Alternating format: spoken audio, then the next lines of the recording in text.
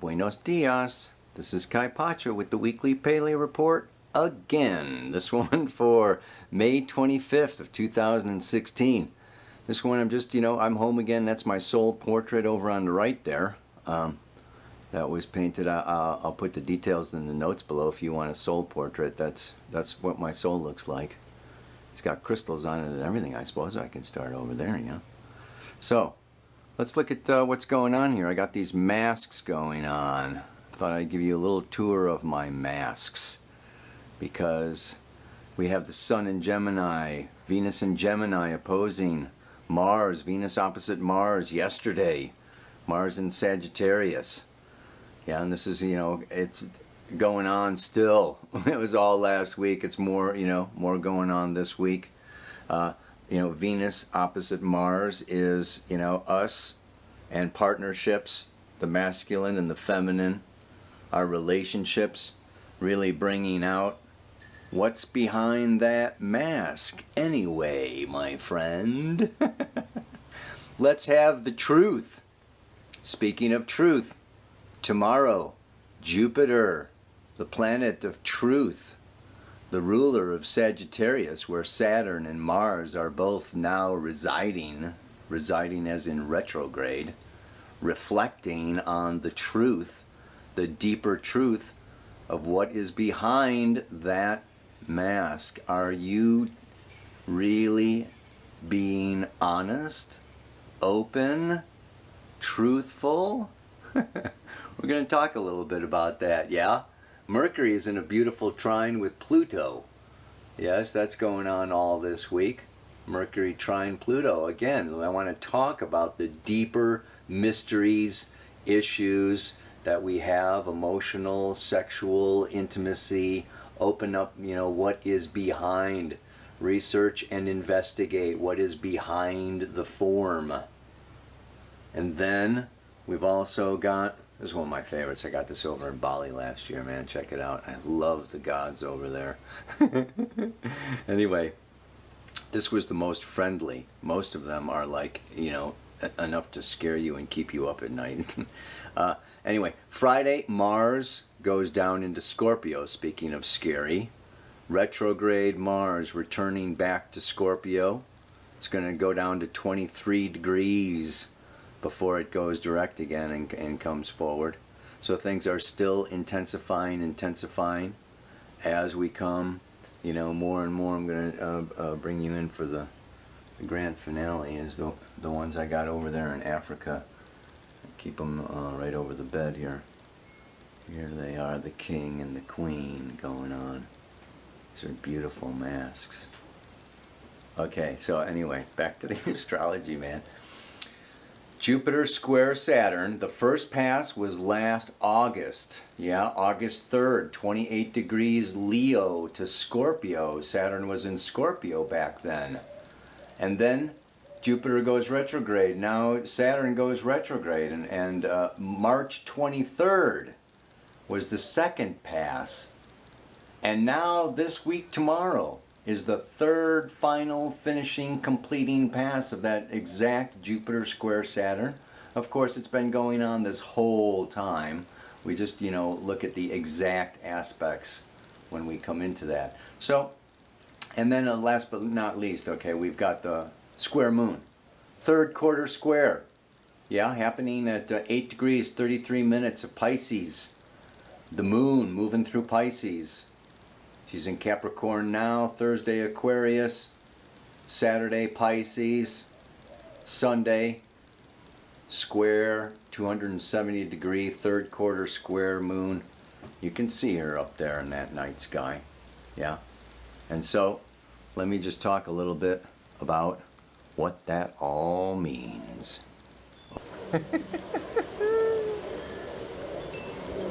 Hola! Hola, mi amigos. Machete. I had to cut down the bananas. Had to eat them. They're gonna ripen now.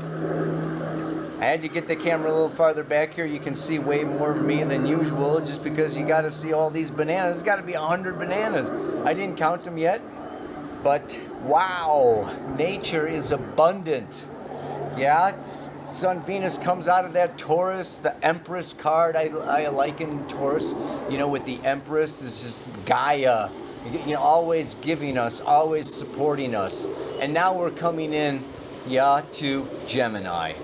And there's so much going on right now. So many people are under, like I've said, it's like a pressure cooker. It's like a room with the walls that close in, one of those movies where we are all getting squished, we are all getting purified, and we are all getting tested, and we are all getting challenged by, you know, Venus opposite Mars, by our closest, you know what, it's like the people that we're closest to. And Gemini is siblings. This is also brothers and sisters challenging us. It's like the closer you get and the more you love somebody, the more intertwined your karma is. Yeah, and the more you just kind of like challenge and question, and you want the truth and the depth and the honesty and get. And you put up with less and less and less. So love is a very interesting force of evolution. And so we're, you know, so many people are getting tested now. There's a lot of people with this much pressure checking out. Yes, death is among us. Many people exiting the physical realm these days. And as Mars goes back into Scorpio, yeah, this is, you know, going to maybe increase a little more, yeah, over the next couple months. And, you know, and there's just also depression. This is another, people are really reflecting and depressing, going down that wormhole, self-analyzing, self-criticizing. You know, it's like, whoa, this is a time where we can really find our own faults and find the faults of everybody else and be pointing fingers and blaming each other and blaming ourselves and just like, I mean, it's like, wow. So yeah, people are getting pushed, and then we get pushed back into the corner. Life is pushing us all back into the corner, because like when we're backed into a corner, our truth comes out. You know, it's like, okay, I can't lie anymore, I can't hide anymore, I can't, you know, it's like the pressure is forcing each and every one of us to own our stuff. So this is Jupiter and Virgo. Yes, you know, really analyzing and figuring and purifying and cleansing.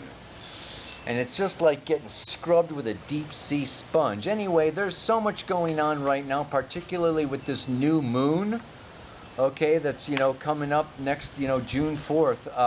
I am doing a whole hour and a half, 2 hour, you know, webinar to go deeper into the mysteries of Gemini, deeper into the mysteries of the Grand Cross. Yeah, we're going to have a Sun, Venus, Mercury, opposite Saturn, squaring Jupiter and Neptune. Yeah? And it's just like this Grand Cross is super intense. And I want to just talk a little bit about this Gemini. You know, Gemini, Sagittarius is about truth and lies, bullshit and honesty. Yeah, the mask and the real. Yeah, the unreal and the real. I mean, Gemini is this, you know, sign. It's the third sign. Aries, Taurus, Gemini. Fire, earth, air. It's an air sign. Mutable air. Nothing changes faster. So Geminis change their mind and they read something new and they change their philosophy of life because of this magazine article. You know, I mean, it's just like, you know, and from one day to the next, you know, the air. Okay, just think how the weather changes. Gemini changes, and this is not just sun sign astrology. We all have Gemini somewhere in our chart. We all have Mercury somewhere in our chart. And this is, you know, this Mercury, oh God, yeah, I was going to say, you know, I'm thinking of this Mercury trine Pluto right now. This is like a very good time to be stripping away our masks. Yeah.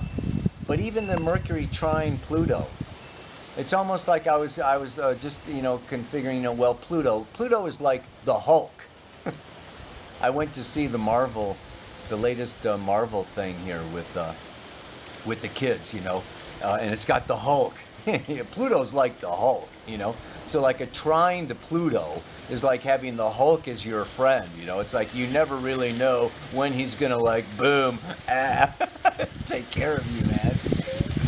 And so then I get into this whole Marvel thing, you know. I'm thinking of like Iron Man is probably like Aquarius, you know, and if I come to Gemini, I'm going to say Spider-Man. You know, this last one is Spider-Man. He's the youth, the kid, yeah? And the kid is swinging around and talking. He won't shut up and, you know, this, that, and the other thing. You could go with like Thor is probably Sagittarius, you know, and I mean, we could like, you know, do the whole Marvel comic strip with the Zodiac. Maybe I'll do that another day. But I just want to look at this.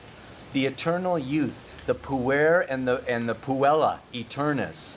Yes, this is Gemini, and this youthful quality is curious, and so I want to experiment. And I'm liberal. We could say we are very liberal. So there's this element now. The Sun, Venus in Gemini wants to study things, learn things, make new friends, short distance travel, you know, new classes, new courses, you know, experiment and open up and open up and open up, you know, and change. Oh yeah, you know, I mean, we've been doing this for 2 months. I said that 3 weeks ago. I mean, it's just like, whoa.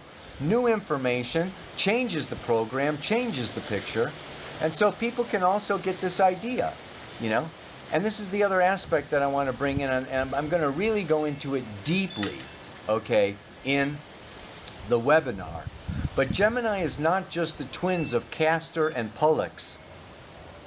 It was actually that Zeus mated, yes, with, you know, with a mortal, the most beautiful queen, okay, and they had offspring, but she also had offspring from her husband, her earthly husband.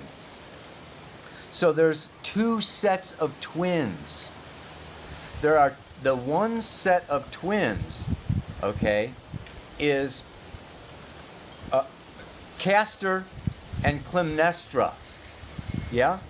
These are, you know, I'm sorry, it's Pollux and Helen. Pollux and Helen are the son and daughter of Zeus. They are demigods. They don't die. Yeah? And it's Castor and Clytemnestra that are the mortal twins that are born. So there's these 2 sets of twins, and 2 of them being divine and 2 of them being mortal. And this is why we have this Gemini, you know, 1 foot in heaven, 1 foot in hell, yeah? Or, you know, the Dr. Jekyll, Mr. Hyde, or the schizophrenic, you know, that is, you know, very high and divine, but also like very earthly and stuck.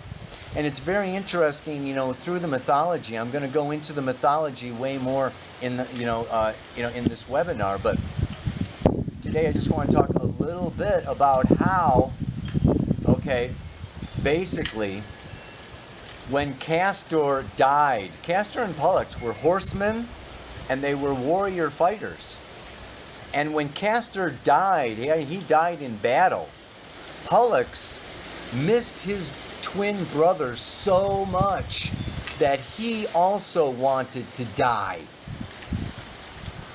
He asked to die. He gave up his immortality. I mean, and here we get like this Chiron, okay, wanting to die. And we get into these states of depression of wanting to die. It's just like, you know what? You know, this mortal self, this earthly self, this human self that ends, and the divine doesn't want to be without it. And there is sadness and grief and sorrow at the loss, yes, you know, that happens down here on earth with these physical bodies. So Geminis can be very light and airy, but deep behind the mask, you know, behind the, like the clown is smiling all the time, but behind that mask there is a deep sorrow.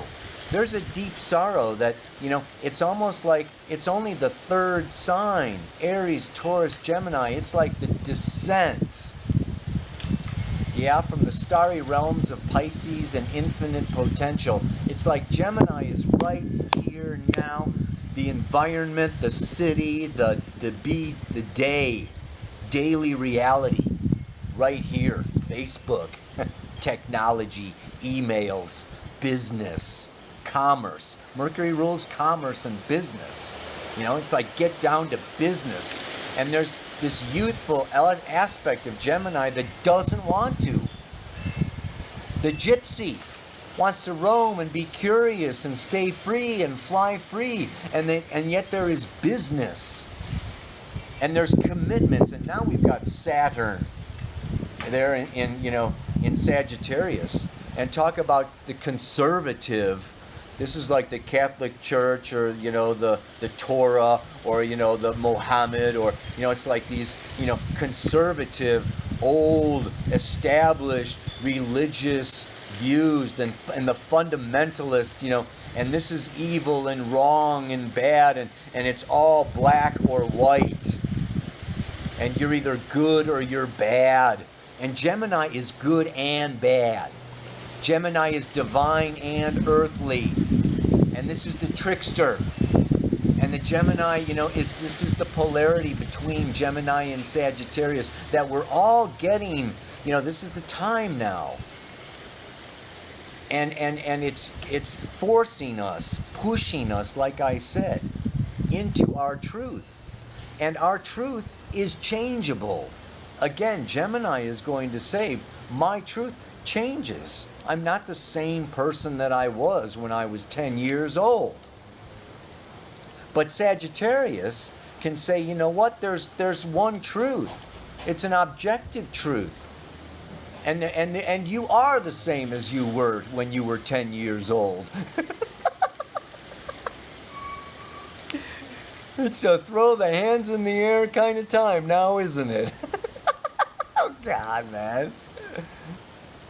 That's why this Gemini Sagittarius is square the Pisces Virgo.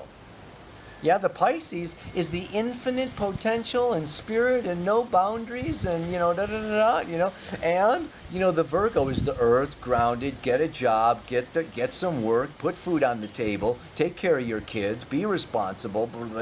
So this whole big square going on now.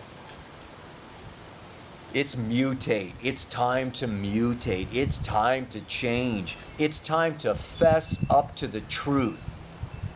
This is not working. Yeah? This is not producing results. This is not producing income. This is not producing children. This is not producing, love. It's just like, what? I want a better harvest. This Jupiter in Virgo is calling for a great harvest. I want lots of bananas, And part of that, is discrimination and discernment between what is real and what is fantasy, and what is dreams, and what is childish, eternal youth hoping, versus coming to the North Node Jupiter in Virgo, which is working and effort, and it's not magical. I'm very sorry, but this is kind of a time of coming out of this infinite potential and magical world of drugs, alcohol, escapism, and sex, love, movies, novels, whatever addictions you use, to make you feel happy-go-lucky. And it's time now to get down to business. Even Virgo's ruled by Mercury, which is business. And expansion and opportunity through business. So this is a time to get down to business and get down to what's real and start speaking the truth. And not only speaking the truth, but thinking the truth. It's time to stop bullshitting ourselves. The truth starts by being honest with yourself. Yeah? It's just like, what? I don't believe that, or I am not, in this game as much as I hoped, or wanted to be, or said that I was, or tried to be. Some of this is actually just admitting failure. Failure. I mean, it's just like everybody's afraid of failure, These bananas were afraid to fall. But thank God they did, because now we can gobble them up. You know, every failure, it's just like in astrology, there's no failure. Yeah? You know, it's like fall doesn't fail, you know, so that winter can happen. It's all cycles, cycles, cycles. Daytime did not fail, okay, when the sun set. It's change.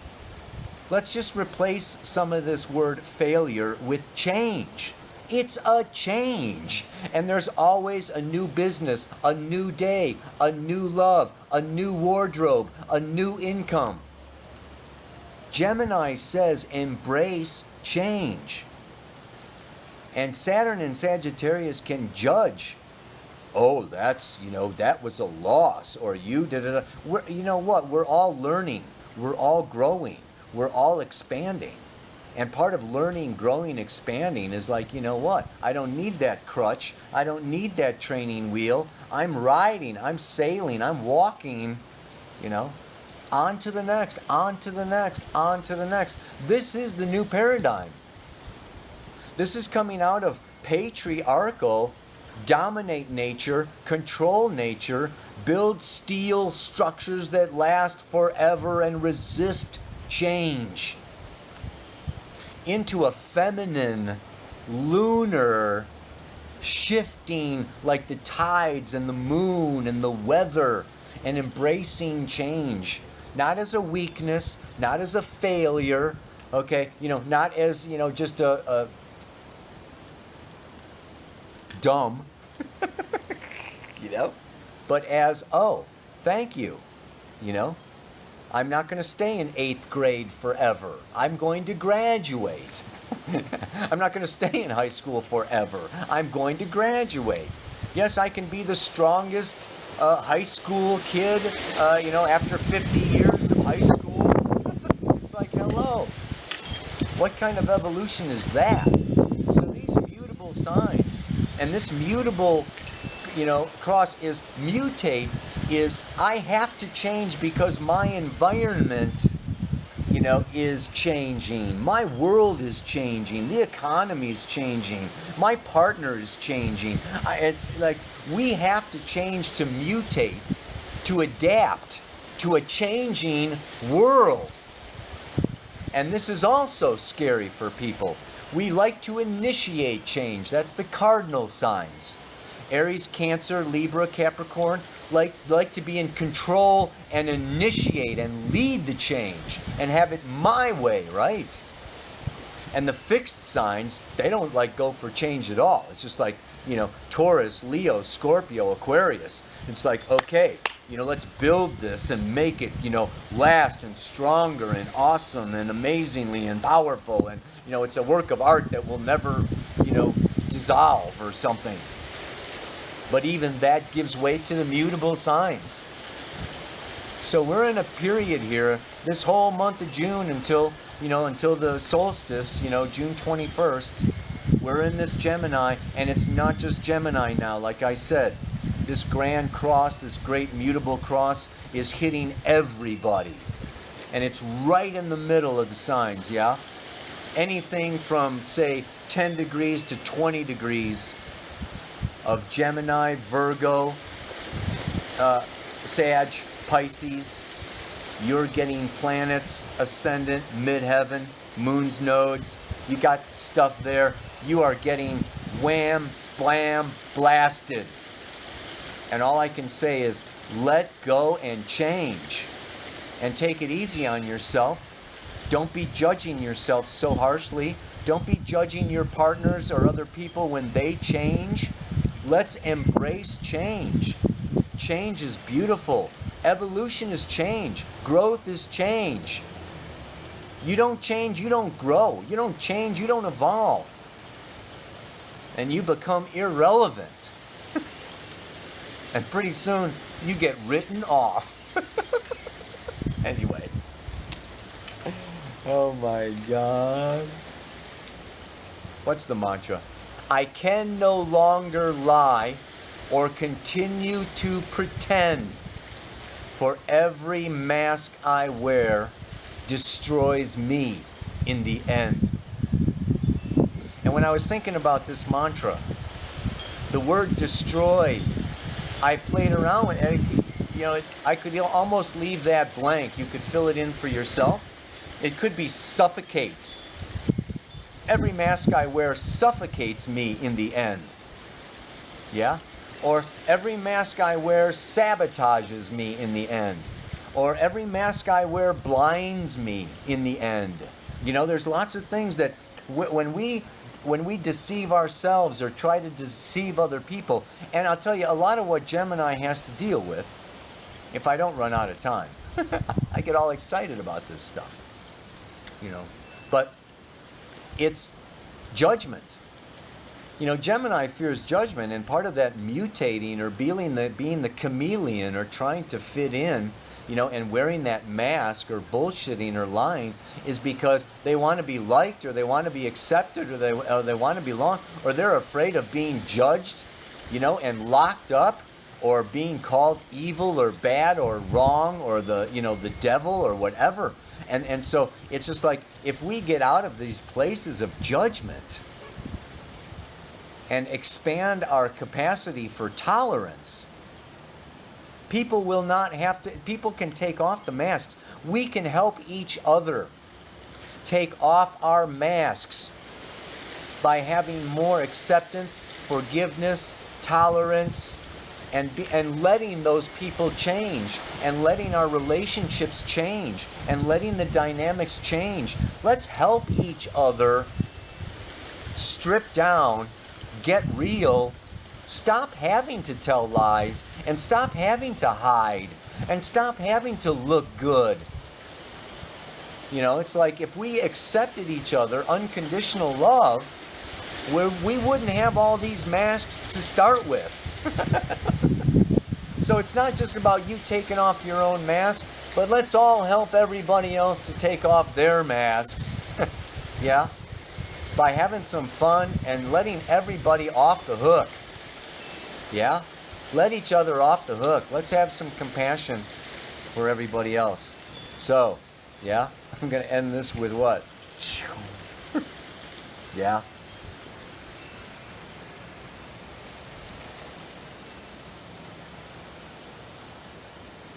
I can no longer lie or continue to pretend, for every mask I wear destroys me in the end.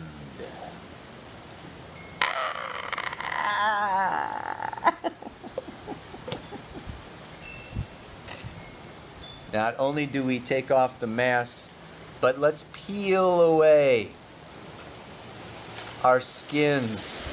Peel away. Yes? Become more vulnerable. Become more open. And allow ourselves to nourish each other. Be a banana. Namaste. Aloha. So much love.